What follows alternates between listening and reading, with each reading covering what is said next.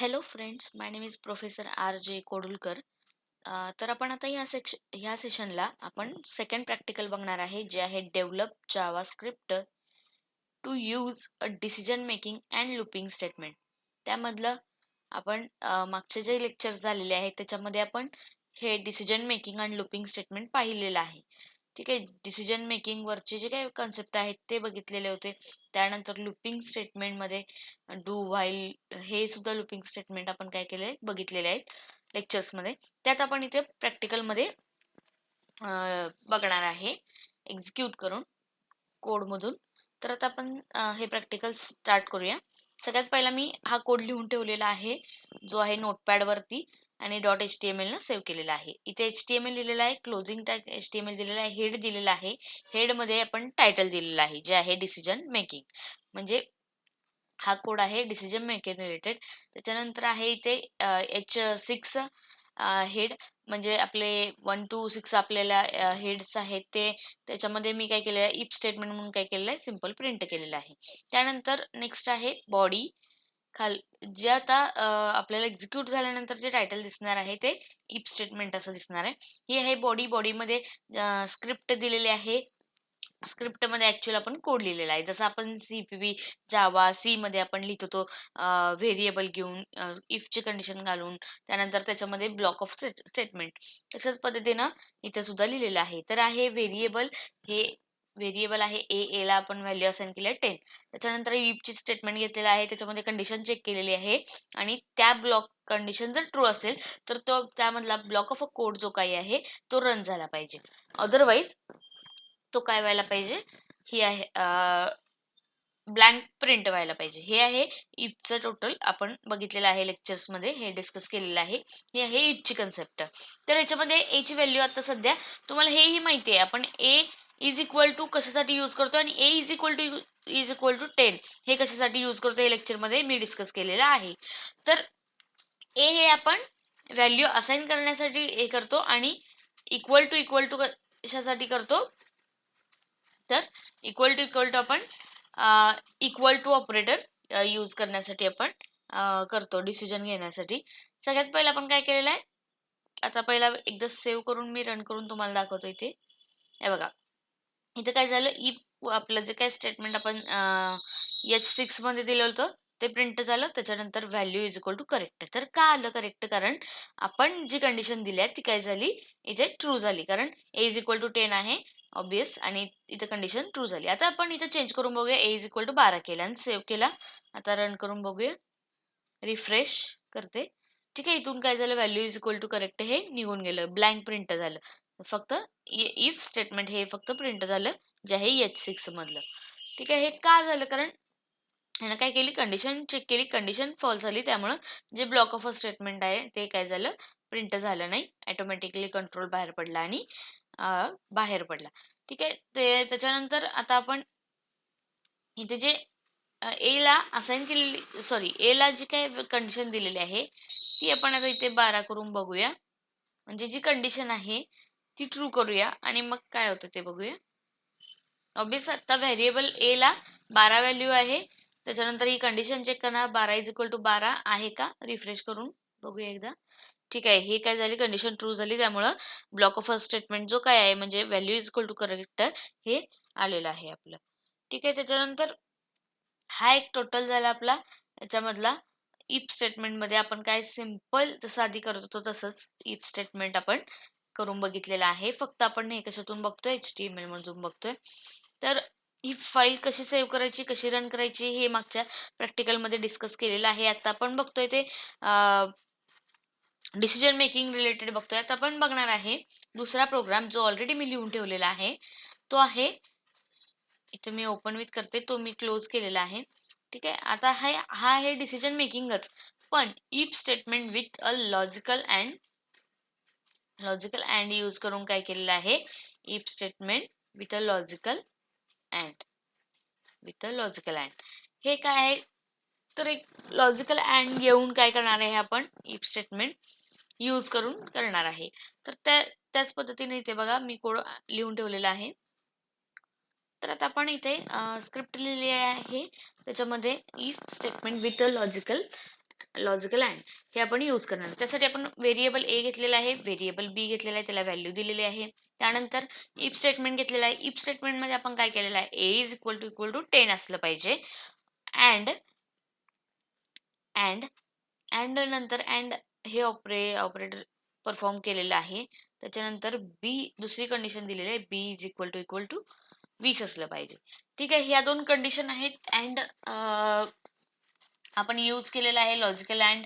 तर logical and काय करतं की दोन्ही कंडिशन आपल्या काय पाहिजे, ट्रू पाहिजेत. एक कोणतीही असून चालणार नाही. दोन्हीही कंडिशन जर ट्रू झाल्या तरच त्याच्यामधला ब्लॉक ऑफ अ कोड जो आहे तो एक्झिक्यूट होईल, जो आपण लिहिलेला आहे बोथ कंडिशन आर ट्रू.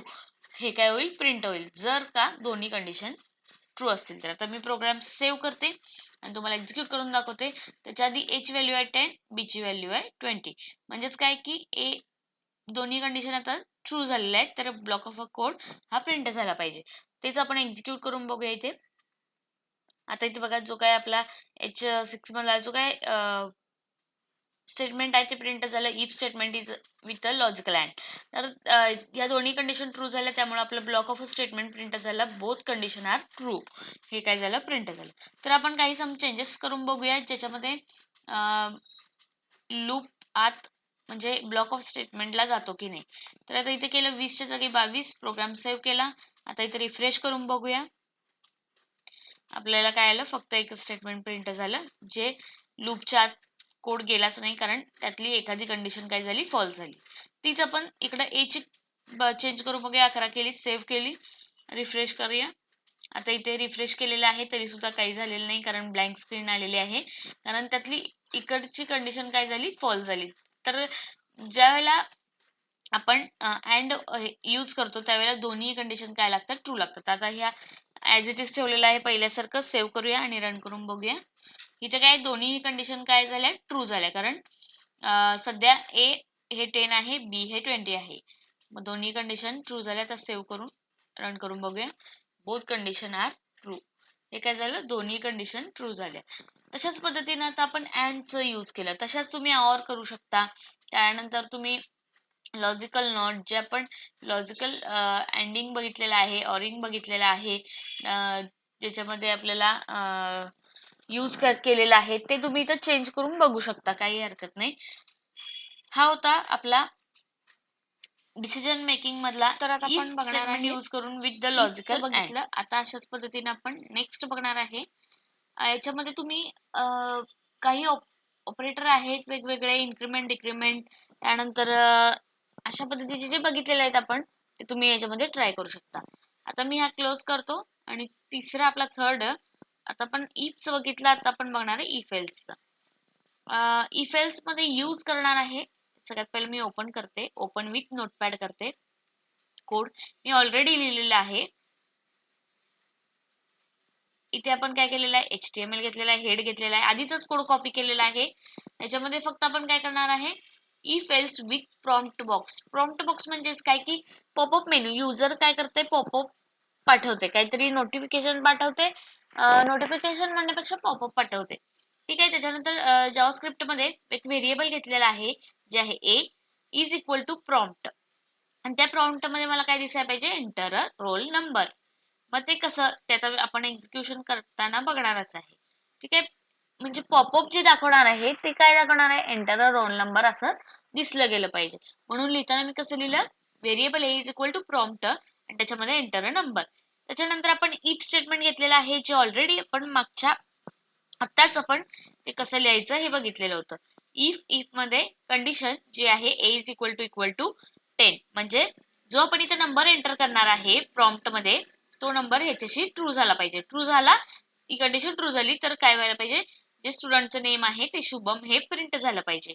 जर ही कंडिशन फॉल्स झाली, काहीतरी ए ला आपण इथे समथिंग काहीतरी दुसरा नंबर टाकला, तर ती कंडिशन फॉल्स झाली तर कुठं जायला पाहिजे, एल्स ब्लॉकला जायला पाहिजे आणि एल्स मधलं जे काय रॉंग व्हॅल्यू आहे प्रिंट व्हायला पाहिजे. आपण मागच्या ज्यामध्ये इफचं बघितलेलं होतं, फक्त आपण इथे ऍड काय केलंय, एल्स पार्ट ऍड केलेला आहे, जो ऑलरेडी आपण लेक्चर मध्ये डिस्कस केलेला आहे. ह्याच्या आधी कसं फक्त आपण इफ बघितलेलं होतं. इफची कंडिशन जर ट्रू झाली तर इतकंच आपल्याला प्रिंट व्हायला पाहिजे. पण जर ती कंडिशन फॉल्स झाली तर कुठं जायला पाहिजे कोड, तर तो जायला पाहिजे आपल्याला. ही कंडिशन जर ट्रू झाली तर ऑब्वियस मधला block of a code print होणार. पण ही कंडिशन जर फॉल्स झाली तर कुठे जाणार, कारण हे आपण आधी बघितलेलं नव्हतं. फक्त मग इथं आपण ऍड काय करणार आहे, एल्स पार्ट ऍड करणार आहे. ही कंडिशन जर ट्रू फॉल्स झाली तर आपला कोड आपला एल्स पार्टला जाणार आहे आणि एल्स पार्ट मधलं जे काही ब्लॉक ऑफ स्टेटमेंट आहे ते आपलं प्रिंट होणार आहे, जे आहे रॉंग व्हॅल्यू. ठीक आहे. आता आपण हा कोड एक्झिक्यूट करून बघूया. सगळ्यात पहिला प्रॉम्प्ट म्हणजे काय हे कळायला असेल. ही कंडिशन ट्रू करण्यासाठी आपल्याला जो एंटर तुम्ही नंबर करणार आहे आपण, आणि मेन म्हणजे हे आपण युजर कडून नंबर घेणार आहे. आधीच्या आपण प्रोग्राम मध्ये आपण स्वतः एक व्हेरिएबल होतो, व्हेरिएबलला as it is value assign केलेली आणि कंडिशन चेक करून बघितलेली. पण इथं आपण काय करणार आहे, युजर कडून नंबर घेणार आहे आणि इफ एल्स ही कंडिशन दोन्ही चेक करून बघणार आहे. सगळ्यात पहिला हा प्रोग्राम सेव्ह करते आणि तुम्हाला रन करून दाखवते. इथे जेव्हा केलं डबल क्लिक, त्याच्यानंतर इथे बघा मी प्रॉम्प्ट जे म्हणलेलं ते हे आहे प्रॉम्प्ट बॉक्स, याला म्हणतात प्रॉम्प्ट बॉक्स. मग त्यामध्ये आपण काय केलेलं आहे, enter a roll number, enter a roll number दिलेला आहे. आता आपण रोल नंबर देऊया. हे ऑटोमॅटिक येतं प्रॉम्प्ट बॉक्स, फक्त आपण तिथं मेन्शन करायला लागतं. आता नंबर दिलेला आहे मी 10 आणि ओके वर क्लिक केलं तर काय झालं, ही कंडिशन ट्रू झाली, कारण तिथं कंडिशन काय होती, एज इक्वल टू 10. मग आता आपण नंबर एंटर केला तो 10 होता, म्हणून यामधलं जे 6 मधलं होतं ते प्रिंट झालं. तशाच पद्धतीने मी दुसरा नंबर देऊन बघते, ओके करते. हा काय झालं, कंडिशन फॉल्स झाली, त्यामुळे फॉल्स मधलं जे काही ब्लॉक ऑफ स्टेटमेंट आहे रॉंग व्हॅल्यू हे प्रिंट झालं. इथे बघा जे एल्स पार्ट मधलं होतं रॉंग व्हॅल्यू हे काय झालं, इथे प्रिंट झालं, कारण कंडिशन काय झाली, फॉल्स झाली. त्याच पद्धतीने आता मी इफ कंडिशन मधल्याच जे काही व्हॅल्यू आहे ती चेंज करून दाखवते. म्हणजे आपलं जे नंबर एंटर करणार आहे तुम्ही तिथे वरती पॉपअप प्रॉम्प्ट बॉक्स मध्ये ते कंडिशन चेक होते का नाही बघणार. ही जर कंडिशन ट्रू झाली तर इफ च्या मधला ब्लॉक ऑफ स्टेटमेंट प्रिंट होणार, अदरवाइज फॉल्स झाली तर एल्स मधला पार्ट एक्झिक्यूट होणार आहे. ठीक आहे. हे होतं आपलं. इथे बघा आता मी नंबर चेंज आता काहीच नाही घातलं आणि ओके क्लिक केलं तर काय येईल, एल्स पार्टला जाईल आणि एल्स पार्ट मधला जो ब्लॉक ऑफ स्टेटमेंट आहे तो प्रिंट झाला. ठीक आहे, कारण काहीच त्यामध्ये कंडिशन नव्हती, कंडिशन फॉल्स झाली होती म्हणून. आता हे होतं आपलं एल्स. आपण इफ बघितला, इफ एल्स बघितला, त्याच पद्धतीने आपण आता नेक्स्ट बघणार आहे. तर आपण ह्याच्या आधी इफ बघितलेलं, इफ एल्स बघितलेलं, अँड लॉजिकल अँड बघितलेलं होतं, युजिंग लॉजिकल अँड. तर तशाच पद्धतीने आता आपण बघणार आहे else if using prompt box. आता इथं आपण ओपन विथ करूया नोटपॅड. मी ऑलरेडी कोड लिहून ठेवलेला आहे जो की आहे आपला else if with prompt box, जसं आपण इफ एल्स बघितलं तसंच. तर आता डायरेक्ट आपण स्क्रिप्टला जाऊया. स्क्रिप्ट मध्ये आपण काय काय केलेलं आहे बघ दाखवते. सगळ्यात पहिला आपण व्हेरिएबल घेतलेला आहे जो आहे रिझल्ट नावाचा, is equal to prompt. Prompt मध्ये आपण काय केलेलं आहे, प्रॉम्प्ट बॉक्स मध्ये जो युजर कडून इनपुट घेणार आहे तो आहे एंटर मार्क्स. म्हणजे आपण काय करणार आहे, एंटर काय करून घेणार आहे, मार्क्स जे आहेत युजरचे.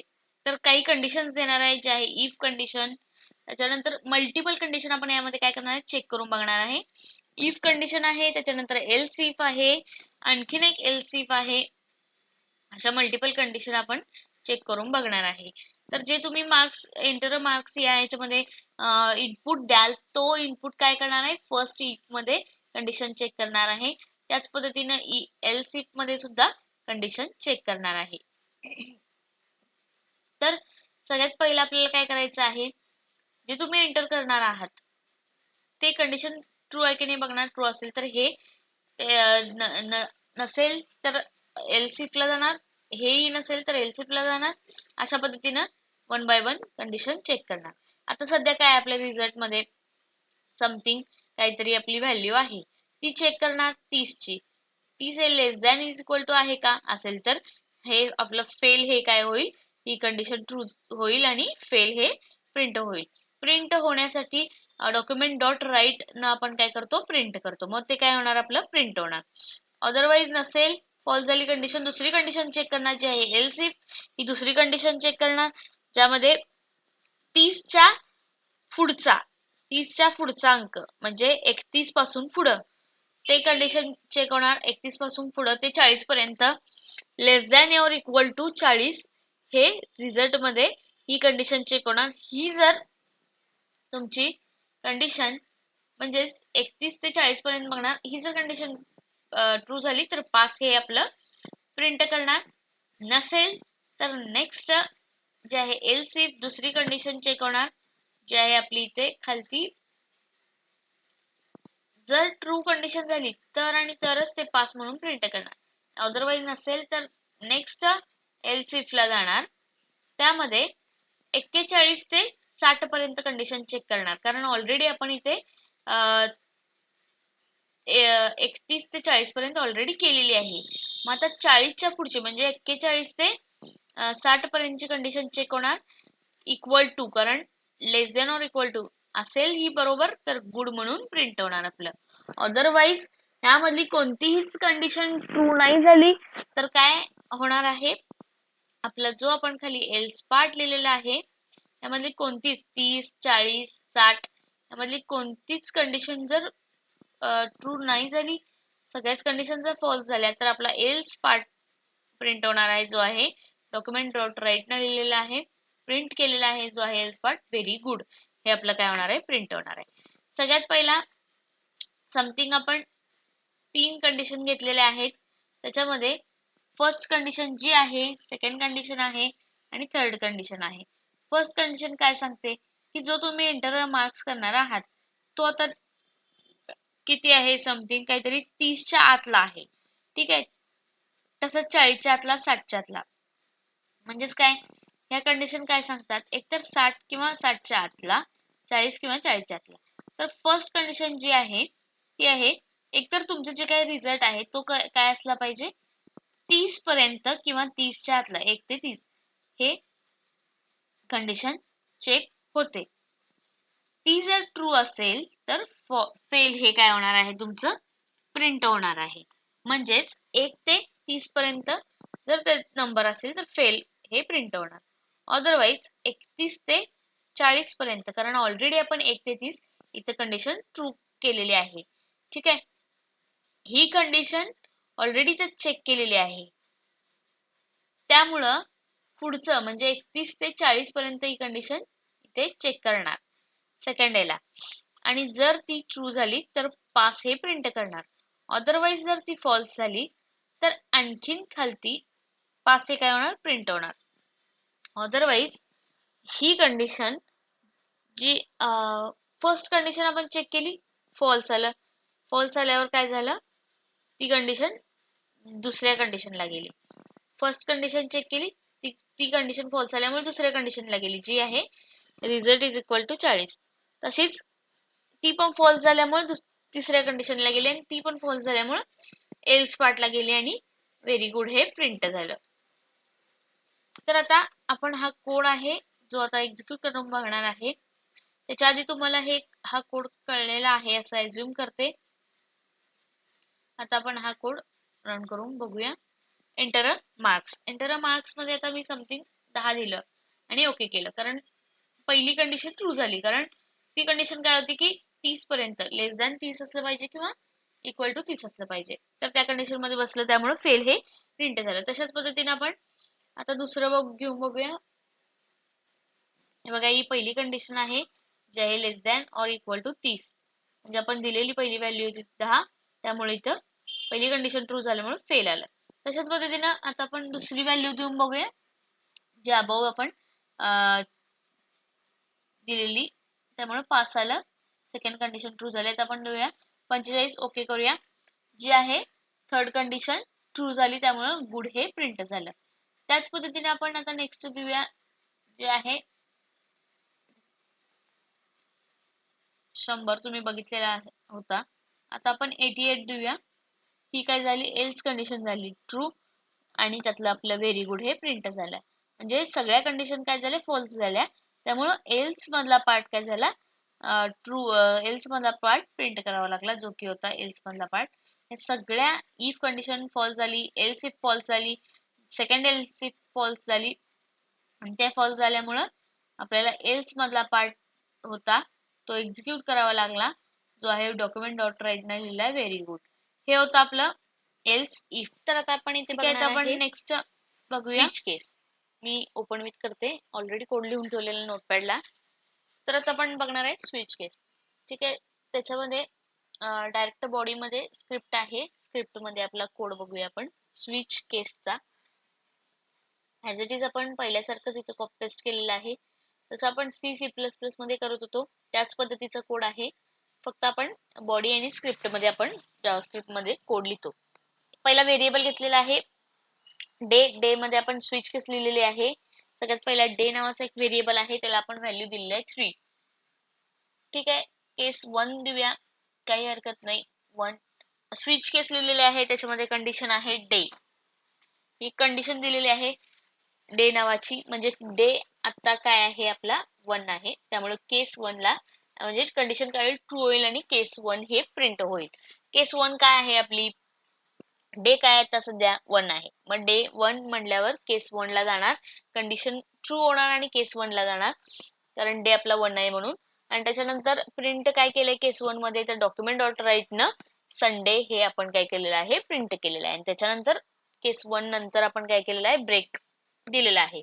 तर ही काय झाली, केस 1 ही काय झाली, कंडिशन ट्रू झाली आणि केस 1 मधला जो संडे आहे तो आपला प्रिंट झाला. त्याच पद्धतीने आता आपण हे काय झालं, प्रिंट झालं. त्याच पद्धतीने आपण आता दुसरा डेज देऊन बघूया, की आता आपण इथे फॉर एक्झाम्पल डे दुसरा दिला. त्या अशा केसेस आहेत ज्या आपण इथे मंडे, ट्यूसडे, आपण काय केलेलं आहे, संडे टू ट्यूसडे पर्यंत आपण काय केलेलं आहे, केसेस चेक केलेले आहेत. आणि त्या केसेस आपण काय केल्या आहेत, अशा रन करून बघितलेल्या आहेत. इथं आपण काय केलेलं आहे, डायरेक्ट आपण काय केलेलं आहे, व्हेरिएबलला व्हॅल्यू असाइन केलेली आहे. तीच तुम्ही प्रॉम्प्ट बॉक्स घेऊन तुम्ही युजर कडून इनपुट घेऊन करू शकता.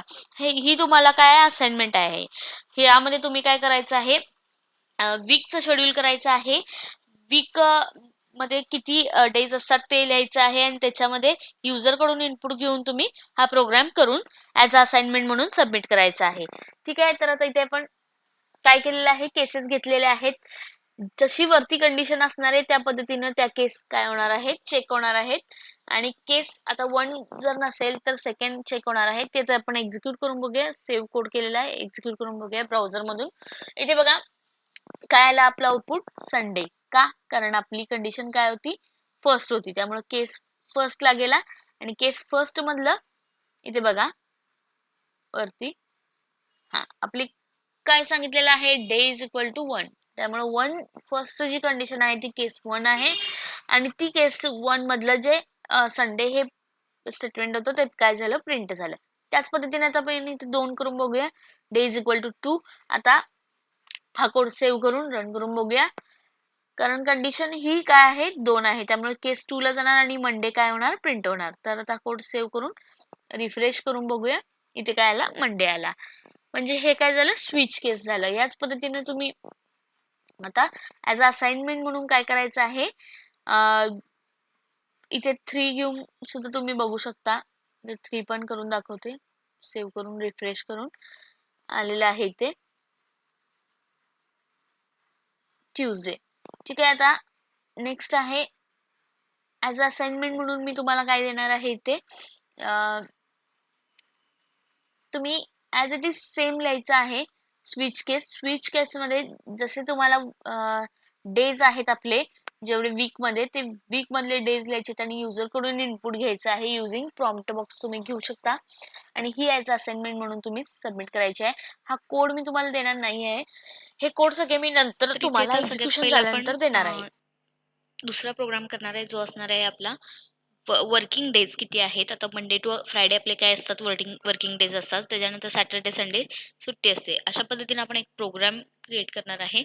सगळ्यात पहिला त्याच्यामध्ये हा प्रोग्राम आता सेव्ह करून घेऊया आणि सेम ॲज इट इज आपण स्विच केस यूज करणार आहे आणि ते यूज करून आपण वर्किंग डेज किती आहेत, तर वर्किंग डेज एवढे आहेत हे दाखवून स्विच केसमधनं आणि सॅटर्डे संडे हॉलिडे असं आपण तिथं दाखवणार आहे युजिंग स्विच केस. तर आता सेम ॲज इट इज हाच कॉपी करणार आहे आणि त्यामध्ये आपण चेंजेस करणार आहे. सगळ्यात पहिला तुम्हाला ऑलरेडी Google क्लासरूमवरती मी मोबाईलसाठी कोणतं ॲप्लिकेशन यूज करायचं आहे, प्रोग्राम रन करण्यासाठी मोबाईल ॲप कोणता आहे किंवा कोणतं टूल वापरायचं आहे हे तुम्हाला सांगितलेलं आहे. ते तुम्ही घ्या आणि त्यातून कोडिंग स्टार्ट करायला चालू करा. एक्झिक्यूट करून बघा, जे जे कोड इथं झालेले आहेत झालेले आहेत ते एक्झिक्यूट करून बघा, असाइनमेंट सोडवा. ठीक आहे, तर हा आहे आपला नेक्स्ट कोड जो मी आता ओपन केलेला आहे. जो आहे सगळ्यात पहिला काय घेतलेला आहे, मंडे आपण काय केलं आहे, कन्सिडर केलेला आहे व्हेरिएबल डेला. म्हणजे मंडे ही व्हॅल्यू कशात आली, डे मध्ये आली आणि डे मध्ये काय आला आता मंडे. ठीक आहे, मग आता पहिली केस काय आहे की बाबा मंडे आहे, म्हणजे आपल्याला वर्किंग डे काय ठेवायचं आहे, मंडे टू फ्रायडे. मग वर्किंग डे मंडे असेल तर प्रिंट काय व्हायला पाहिजे, वर्किंग डे. आणि सॅटर्डे आणि संडे काय ठेवलेलं आहे, हॉलिडे. अशी आपण दोन केसेस ठेवलेले आहेत. सगळ्यात पहिला काय केलं आपण, वरती बघा व्हेरिएबल डे घेतलेला आहे, डे मध्ये मंडे ठेवलेला आहे. ठीक आहे, आता पहिली केस काय आहे तर आहे मंडे टू फ्रायडे काय असतो आपला वर्किंग डे असतो. सो मंडे ही केस ठेवलेली आहे. त्याच्यानंतर आपण ती केस जर ट्रू झाली, म्हणजे जी आपण देणार आहे, ऑलरेडी आपण दिलेलं आहे डेला मंडे, मग ते काय झालं, पहिल्या केसशी मॅच झालं. ठीक आहे, मंडे मंडे मॅच झालं, कंडिशन ट्रू झाली, सॅटिस्फाय झाली, मग प्रिंट काय होणार, वर्किंग डे. त्यानंतर ब्रेक आहे, ब्रेक स्टेटमेंट आहे. त्याच्यानंतर दुसरी केस चालू होते, जी आहे आपली फर्स्ट केस नंतर दुसरी केस आहे सॅटरडे. म्हणजेच काय, सॅटरडे आणि त्याच्यानंतर संडे अशी दोन केसेस आहेत. पण मी केस सॅटरडे नंतर ब्रेक लावलेला नाहीये, ऑटोमॅटिकली एकाच केसमध्ये दोन केस काय केलेले आहेत, आपण मर्ज केलेले आहेत. ठीक आहे, असंही जावास्क्रिप्ट मध्ये आपल्याला करता येतं. तर दोन केस ॲट अ टाइम दिले आहेत आणि त्या दोन्ही केसला जे प्रिंट होणार आहे ते आपलं हॉलिडे म्हणून प्रिंट होणार आहे. म्हणजे त्याच्यामधला जो काय ब्लॉक ऑफ अ कोड आहे प्रिंट होण्याचा सॅटरडे आणि संडेला, तो हॉलिडे म्हणून प्रिंट होणार आहे. म्हणजे हा असा आपल्याला प्रोग्राम करायचा आहे. तर आता सगळ्यात पहिला ह्या दोन्हीही कंडिशन, ह्या दोन्ही केसेस मंडे आणि सॅटर्डे संडे या जर हे झाल्या फॉल्स झाल्या, तर बाय डिफॉल्ट तुमचं रॉंग स्टेटमेंट, रॉंग म्हणून काय व्हायला पाहिजे, प्रिंट व्हायला पाहिजे. तर आता सगळ्यात पहिला हा कोड सेव्ह करून तुम्हाला एक्झिक्यूट करून दाखवते. आता सेव्ह करूया.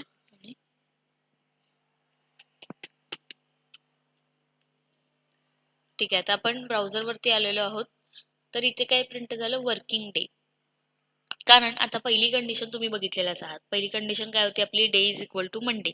मंडे जर असेल, आपली कंडिशन जर मंडे असेल, तर स्विच केस फर्स्ट केस कोणती आहे, मंडे. त्यामुळे मंडे मध्ये जे काय आहे working day block of statement, ते काय झालं, प्रिंट झालं. ठीक आहे, तर इथे बघा मंडे आहे, मंडेच्या ऐवजी आपण काय केलं, as it is he case Saturday केली, केस नंबर सेकंड. तिथं सॅटरडे आपण म्हणजे डेची जी काय व्हेरिएबलची जी काय व्हॅल्यू आहे ती सॅटरडे केली. मग आता कोणत्या केसला जाणार, तर सॅटरडेला ही केस काय होणार, ट्रू होणार. मग आता प्रिंट काय व्हायला पाहिजे, आपलं डॉक्युमेंट डॉट राईट मध्ये मधून आपल्याला ब्लॉक ऑफ स्टेटमेंट काय प्रिंट व्हायला पाहिजे, हॉलिडे. ठीक आहे, त्याला काही सेव्ह करून एक्झिक्यूट करून रिफ्रेश करून बघूया. इथे बघा हॉलिडे प्रिंट झालं, कारण सेकंड ज्या दोन्ही केसेस आहेत त्या दोन्ही केसेसना काय व्हायला पाहिजे, हॉलिडे प्रिंट व्हायला पाहिजे. आता सध्या आपले जे डेला व्हॅल्यू आहे ती सॅटरडे आहे, त्यामुळं कंडिशन ट्रू झाली. आणि आता इथे काय करून बघूया, आपण सॅटरडेला ब्रेक देऊन बघूया. ठीक आहे, काय प्रिंट होतं आणि एक्झिक्यूट करून बघूया.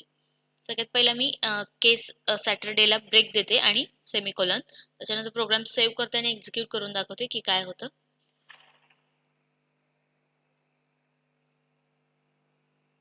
हॉलिडे आपलं प्रिंट होणार की नाही हे आपण एकदा चेक करूया. इथे आपण रिफ्रेश केलं, प्रोग्राम सेव्ह केला, काहीही प्रिंट झालं नाही, ब्लँक प्रिंट झालं. कारण आपण काय केलं, त्या केसला, जी सॅटरडे आपली केस आहे त्या केसला काय दिलं, आपण ब्रेक दिला. ठीक आहे, जी केस आहे ती आपण डबल कोट मध्ये दिलेली आहे, कारण आपण स्ट्रिंग देतोय. ह्याच्या आधी आपण इंटिजर व्हॅल्यू दिली, आता स्ट्रिंग देतोय म्हणून डबल कोट मध्ये दिलेली आहे. त्यानंतर इथे काय झालं की ब्रेक दिल्यामुळं काहीच प्रिंट झालं नाही. आता आपण फर्स्ट केस मधला ब्रेक काढून बघूया. आता या तिन्ही ज्या केसेस आहेत त्या काय झाल्या, इक्वल झाल्या. म्हणजे त्याला काय झालं, सेम आउटपुट यायला पाहिजे, जे आहे आपलं हॉलिडे. ठीक आहे, तिन्ही केसेसना, मंडे सॅटरडे संडेला, कारण ब्रेक हा आपला काय लास्टला आहे.